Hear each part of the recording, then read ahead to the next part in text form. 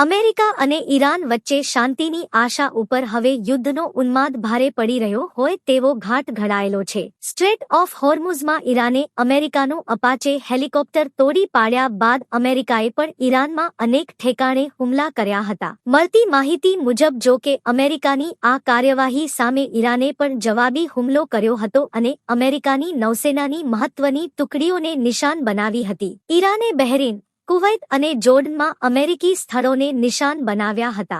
America અને Iran વચ્ચે છેલ્લા કેટલાક વખતથી ચાલતી શાંતિ સમજૂતીની વાતચીત ઉપર હવે લગભગ પૂર્ણવિરામ મુકાઈ ગયું છે. ઈરાને કરેલા હુમલા બાદ અમેરિકાના રાષ્ટ્રપતિ ડોનાલ્ડ ટ્રમ્પે જણાવ્યું હતું કે હવે સમજૂતી અને વાટાઘાટો માટે ઘણું મોડું થઈ ગયું છે.